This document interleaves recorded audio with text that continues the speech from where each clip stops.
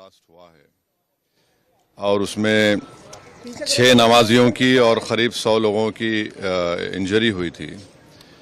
पहले मुंबई एटीएस ने, जिसको इन्वेस्टिगेट कर रहे थे हेमंत करकरे साहब, शहीद हेमंत करकरे, और उसके बाद वो इन्वेस्टिगेशन गया एनआईए के पास।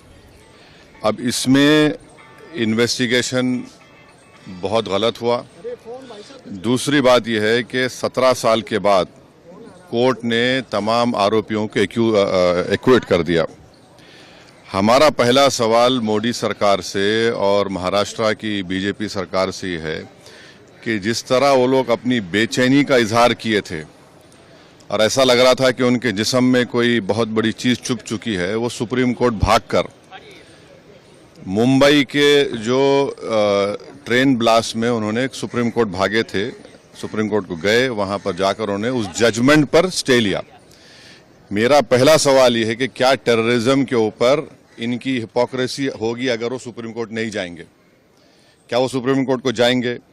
दूसरा यह है कि मिलिट्री ग्रेड आरडीएक्स वहां पर इस्तेमाल हुआ, ये एनआईए ने अपनी चार्जशीट में कहा।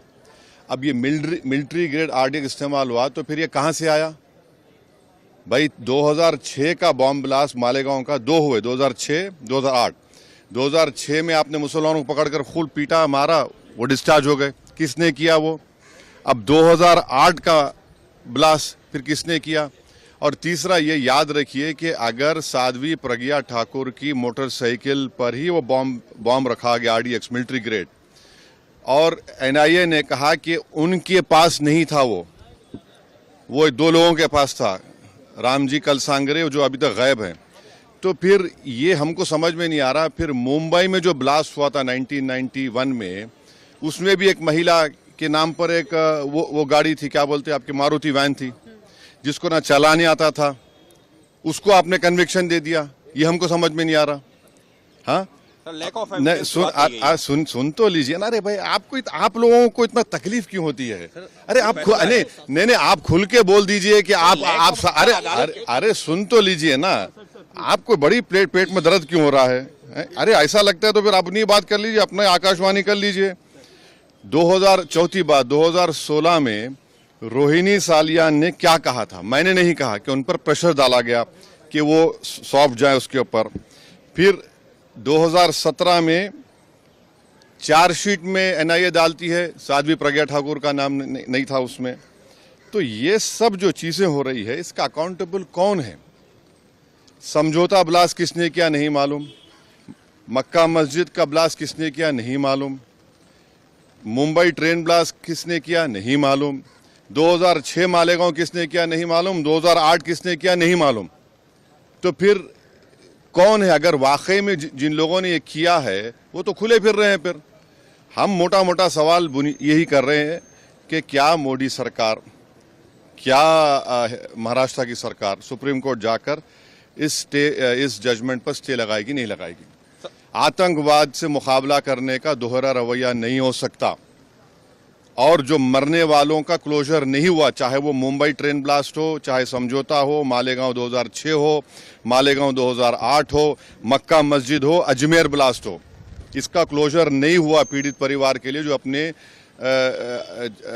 रिश्तेदारों को, अपने लव वंस को खोए हैं। सर, भगवा आतंकवाद के लिए बात कही गई थी, इस केस के लिए कहा गया था भगवा आतंकवाद। इस मामले को चाहेंगे कि महाराष्ट्र की सरकार चुनौती दे सुप्रीम कोर्ट में? एनआईए है, सेंट्रल गवर्नमेंट भी है ना। पापा जी को क्यों भूल जा रहे आप लोग?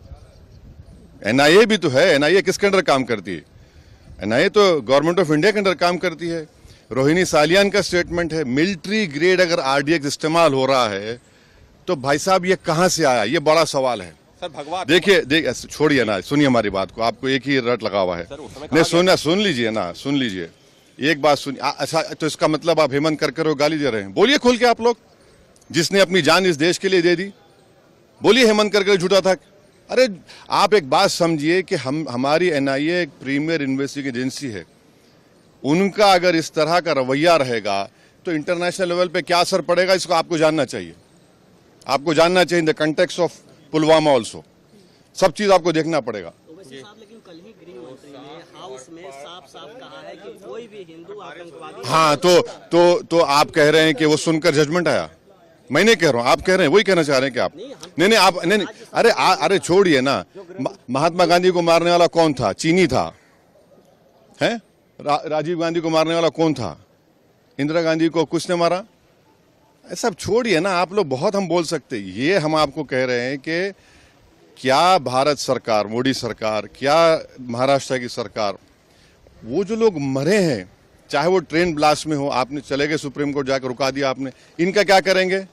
मालेगांव 2006 किसने किया, 2008 किसने किया? देखिए हम सच बात कर रहे थे, रहमत बरस रही है। Thank you.